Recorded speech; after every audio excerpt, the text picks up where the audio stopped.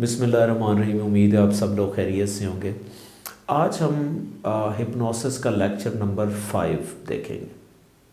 अच्छा, lecture number 5 में मैं कनेक्ट करूँगा कन्वर्सेशनल हिप्नोसिस को कि जब हम किसी को थ्रू कन्वर्सेशन हिप्नोटाइज करते हैं तो बेसिकली जब हम बात कर रहे होते हैं तो हिप्नोसिस की लैंग्वेज में उसको हम सजेशंस कहते हैं, यानी कि जिसे हम सजेशंस भी कहते हैं। तो सजेशंस जब हम दे रहे होते हैं किसी को कन्विंस करने के लिए या निगोशिएट करने के लिए, तो बेसिकली यहाँ पे प्रॉब्लम आता है समटाइम कि यूजुअली होता क्या है कि हर इंसान का किसी को सजेस्ट करने का एक तरीका होता है, यानी कि वो यूजुअली उसी को फॉलो कर रहा होता है, जिसकी वजह से क्या होता है कि कुछ लोगों को वो जो स्टाइल होता है ना, सजेशन का जो स्टाइल होता है वो अच्छा लगता है तो वो कन्विंस हो जाते हैं, और किसी को अच्छा नहीं लगता तो वो कन्विंस नहीं होते। तो कन्वर्सेशनल हिप्नोसिस में स्पेशली जो कैपसोनियन मॉडल ऑफ हिप्नोसिस है, यहाँ पे डॉक्टर जॉन कैपस ये कहता है कि जब भी आप किसी को सजेस्ट करते हैं तो वो एक ख़ास तरीके से सजेस्ट होता है। अब ख़ास तरीके से जो सजेस्ट होता है, इस प्रोसेस को हम सजेस्टिबिलिटी कहते हैं, यानी कि हर बंदे का सजेस्ट होने का एक ख़ास अंदाज़ होता है। अगर आप उसको उस अंदाज के मुताबिक जो वो पसंद करता है उससे सजेस्ट करेंगे तो वो ज़्यादा इफ़ेक्टिव होगा। यानी कि बहुत से लोगों से ये गलती हो रही होती है। अक्सर आपने देखा होगा कि एक फैमिली में, घर में 4 बहनें हैं ना, तो वो 3 बहनें चौथी को कह रही होती कि अच्छा आप बाबा को कहो तो पिज़्ज़ा मंगवा दे, वो आपके कहने पे जल्दी मंगवा देते हैं, या आपकी वो बात बड़ी मानते हैं। कभी आपने सोचा है कि हरगिज़ ये रीज़न नहीं होती कि फ़ादर सिर्फ उसको ही ज़्यादा प्यार करते हैं। वो एक नेचुरल तरीका होता है। देखिए, नेचुरली वो इस टोन में बात करती है बच्ची, इस अंदाज में बात करती है कि वो फादर को वो ज़्यादा अच्छा लग रहा होता है। अदरवाइज़ ये नहीं होता कि फादर जो है वो दूसरों से प्यार नहीं कर रहे होते, ऐसा मामला नहीं है। It's a matter of suggestibility. तो मैं आपको बताता चलूँ कि सजेस्टिबिलिटी की बेस के ऊपर 4 तरह के लोग होते हैं। अभी मैं आपको बताऊंगा कि वो 4 तरह के लोग कौन हैं, वो क्या टाइप्स हैं, और उसको जानना क्यों इम्पोर्टेंट है, और हम कैसे जान सकते हैं कि किसी की सजेस्टिबिलिटी स्टाइल क्या है। पहले मैं आपको बताता हूँ कि वो 4 तरह के लोग कौन होते हैं, क्या नाम है उनका। देखिए, कुछ लोग फिजिकल सजेस्टेबल होते हैं, फिजिकल सजेस्टेबल, कुछ लोग इमोशनल सजेस्टेबल होते हैं, और इसी तरह तीसरी कैटेगरी जिसे हम सोमनैम्बुलिस्टिक कहते हैं। तीसरा जो स्टाइल होता है सोमनैम्बुलिस्टिक स्टाइल होता है सजेस्टिबिलिटी का। और चौथा जो स्टाइल होता है वो इंटेलेक्चुअल सजेस्टेबल लोग होते हैं। अब आपको कैसे पता चलेगा कि आपके सामने जो आदमी खड़ा है उसकी सजेस्टिबिलिटी स्टाइल कौन सा है। अब पहला जो मैंने आपको बताया कि जो यूजुअली जो फिजिकल सजेस्टेबल लोग होते हैं, वो पहला मैं टेस्ट आपको बता रहा हूँ कि आपको कैसे पता चलेगा कि वो फिजिकल सजेस्टेबल है और उनसे आपने बात कैसे करनी। अच्छा, जो फिजिकल सजेस्टेबल होते हैं वो लाउड वॉइस टोन में बात करते हैं और कोशिश करते हैं डायरेक्ट बात करने की, यानी कि वो इनडायरेक्ट बात नहीं करते, बात घुमा फिरा के नहीं करते। फॉर एग्जाम्पल, घुमा फिरा के बात क्या होती है कि आप बात को, कुछ लोग बड़ा लंबा कर रहे होते हैं, बात छोटी सी होती है लेकिन उसको एक्सप्लेन करके बात कर रहे होते हैं, तो वो बेसिकली जो थोड़ी बात करते हैं और सीधी बात करते हैं। फॉर एग्जाम्पल, मैं आपको मिसाल देता हूँ।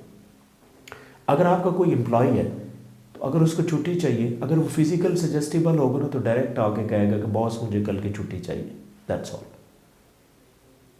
तो वो इस तरह बात करते हैं, डायरेक्ट बात करते हैं, और लाउड वॉइस टोन यूजुअली उनकी होती है। जब वो बोलते हैं तो अच्छा खासा पता चलता है कि कोई आदमी बोल रहा है, तो ये इनकी निशानियाँ होती हैं। हाँ, अगर आपको कभी अपॉर्चुनिटी मिले उनकी हैंडराइटिंग देखने को, तो आप उनके ना हैंडराइटिंग में ऐसे लेटर की तरफ देखें जो लूप्स में होते हैं, जिस तरह वाई है, ये अगर आप वाई को देखेंगे ना, अगर लूप ज़्यादा राउंडेड होंगे ना, राउंडनेस नीचे ज़्यादा होगी, जिस तरह वाई में है या जी में है, अगर राउंडनेस ज़्यादा होगी ना तो वो फिजिकल सजेस्टिबल लोग होते हैं।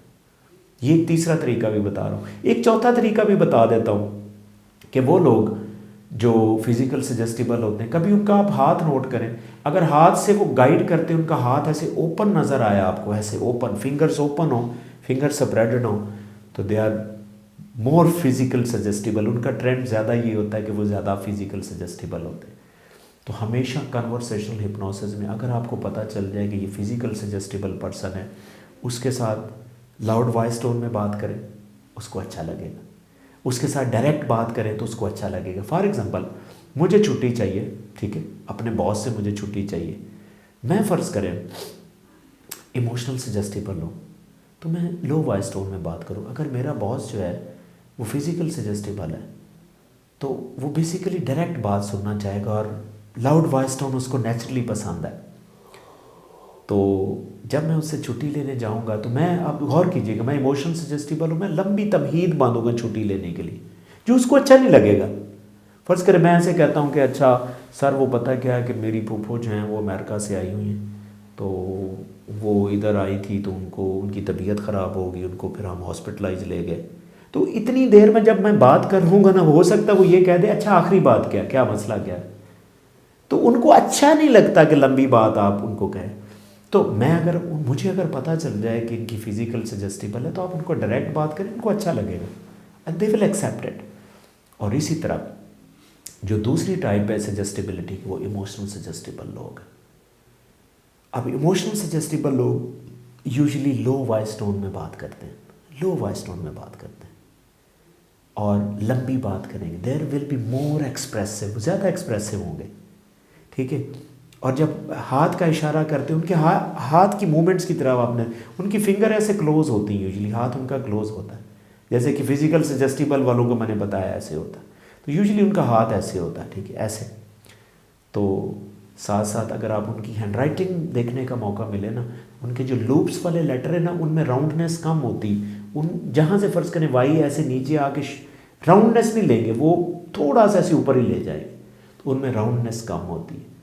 तो ये इमोशनल सजेस्टिबल लोग होते हैं। इमोशनल सजेस्टिबल लोगों के साथ अगर आपने कन्वर्सेशन करनी तो लो वॉइस टोन में करें। हाँ, आप समझते कि नहीं मेरी तो हैवी वॉइस टोन है, तो मैं कैसे, नहीं, आपको ये करना पड़ेगा, आपको ये करना पड़ेगा। मैंने आपको बताया था कि अगर आप एनएलपी या हिप्नोसिस प्रैक्टिस करना चाहते हैं, तो आपके अंदर एक ट्रेट होना बहुत ज़रूरी है, जिसे हम फ्लेक्सिबिलिटी कहते हैं। ये होगा तो आप उसके मुताबिक मैनेज करेंगे। तो इसी तरह जो तीसरी सजेस्टिबिलिटी है ना, जिसे हम सोमनैम्बुलिस्टिक कहते हैं। अब ये वो लोग होते हैं जो हर तरह से सजेशंस ले रहे होते हैं, वो मैटर नहीं करता, चाहे आप लाउड वॉइस टोन में बात करें, चाहे लो वॉइस टोन में बात करें, वो हर तरह से अडॉप्टेबल होते हैं, वो इवन फ्लेक्सिबल होते हैं। तो उनको हम सोमनैम्बुलिस्टिक कहते हैं। हाँ, जो चौथी टाइप है जिसे हम इंटेलेक्चुअल सजेस्टिबल कहते हैं। अच्छा, इंटेलेक्चुअल सजेस्टिबल वो लोग होते हैं जिनका वॉइस टोन के ऊपर फोकस ही नहीं होता, वो सिर्फ लॉजिक से बात सुनते हैं। आप उनको एक अच्छा सा लॉजिक दे देंगे ना, वो आराम से कन्विंस हो जाएंगे, वो मान लेंगे आपकी बात।